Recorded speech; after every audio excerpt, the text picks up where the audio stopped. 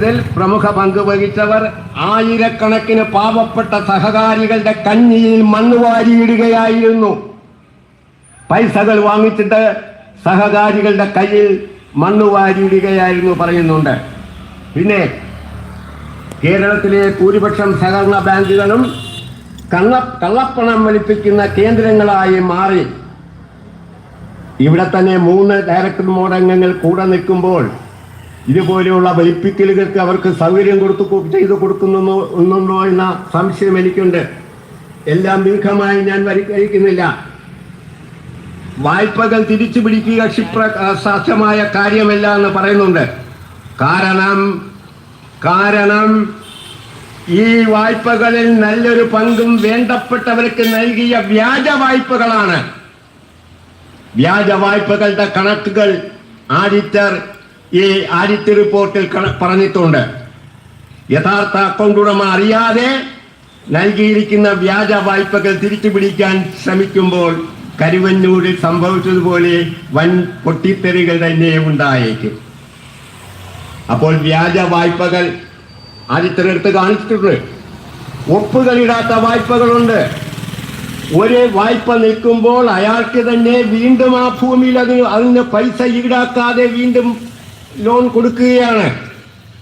സാധാരണ അടുത്തൊരു ലോൺ കൊടുക്കുമ്പോൾ ആദ്യം കൊടുത്ത ലോൺ പിടിച്ചിട്ട് അഡീഷണൽ ആയിട്ട് കൊടുക്കുകയാണ് ചെയ്യുന്നത്. അതുകൊണ്ട് പിന്നെ ഈ വ്യാജ വായ്പകൾ ഈ ചെറിയ അഡ്മിനിസ്ട്രേറ്റീവ് റിപ്പോർട്ട് എന്ന് പറഞ്ഞ് ഈ മാഡം തന്നിരിക്കുന്ന ഈ റിപ്പോർട്ടിൽ തെളിവുകൾ ഉൾപ്പെടെ സ്പെഷ്യൽ റിപ്പോർട്ട് ജോയിന്റ് രജിസ്ട്രാർ ഓഫീസിൽ സമർപ്പിച്ചപ്പോൾ ഈ ഓരോ എവിഡൻസും ഓരോ തെളിവുകളും അതിലേക്ക് രേഖപ്പെടുത്തിയപ്പോൾ 900-ലധികം പേജുകളുള്ള വ്യാജ ലോണുകളുടെയും തട്ടിപ്പുകളുടെയും കുടുംബത്തിൽ നൽകുന്നതിൻ്റെയും ഒക്കെ കണക്കുകൾ അതിൽ രേഖപ്പെടുത്തിയിട്ടുണ്ടെന്നാണ് ഞാൻ മനസ്സിലാക്കുന്നത്. വിവരാവകാശ നിയമപ്രകാരം നമുക്കത് വാങ്ങിക്കണം. എങ്ങനെ വാങ്ങിക്കണമെന്ന് നമുക്ക് ആലോചിക്കാം. അപ്പോൾ വ്യാജ ലോണുകൾ കൊടുത്തിരിക്കുന്നു. പിന്നെ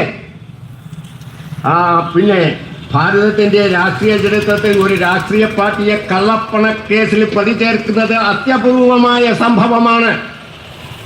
കരുവന്നൂരിൽ CPM-നെ പ്രതിയാക്കിയിരിക്കുന്നു. സുഹൃത്തുക്കളെ, ഈ പഴയ ശ്രീകാര്യം പഞ്ചായത്തിൽ 5 കോർപ്പറേഷൻ വാർഡുകളാണുള്ളത്. 3 BJP-യുടെ കയ്യിലാണ്, 1 CPI-യുടെ കയ്യിലാണ്, 1 CPM-ന്റെ കയ്യിലാണ്. അപ്പോൾ ഞാൻ വളരെ വേഗം ചുരുക്കി പിന്നെ പറഞ്ഞിട്ട് മുൻ മന്ത്രിക്ക് പോകാനുള്ള സമയമായതുകൊണ്ട് ഒരു കാര്യം കൂടി നിങ്ങളെ അറിയിച്ചുകൊണ്ട് ഞാൻ അവസാനിപ്പിക്കാം. അപ്പോഴേ 900-ലധികം പേജുകളുള്ള ഈ യഥാർത്ഥ സ്പെഷ്യൽ റിപ്പോർട്ട് വാങ്ങിക്കുന്നതിനെ കുറിച്ച് നമ്മൾ ആലോചിക്കേണ്ടതായിട്ടുണ്ട്. ഇന്നലത്തെ കണ്ടല ബാങ്ക് തട്ടിപ്പിനെ കുറിച്ചുള്ളൊരു വാർത്ത നിങ്ങൾ നോക്കണം. നമ്മുടെ പോലീസ് സുഹൃത്തുക്കൾ കുറച്ചു പേരെങ്കിലും ഇവിടെ നിൽക്കുന്നു എന്നാണ് വിചാരിക്കുന്നത്. ഭാസുരാങ്കൻ ഇതുപോലെ തന്നെ ഇവിടെയും ഇന്നലെ എന്നോട് ചിലർ പറഞ്ഞു, സാർ അവിടെ നിന്ന് സംസാരിക്കുമ്പോൾ, മാസ്റ്റർ അവിടെ നിന്ന് സംസാരിക്കുമ്പോൾ ഞങ്ങൾ പലരും മാസ്റ്ററുടെ പഴയ സ്റ്റുഡൻസാണ്. ഞാൻ ഈ തുണ്ടത്തിൽ സ്കൂളിലും അയ്യൂപ്പാറ സ്കൂളിലുമായിട്ട് 31 വർഷം ഇംഗ്ലീഷും ബയോളജിയും പഠിപ്പിച്ച ഒരു അധ്യാപകനാണ്.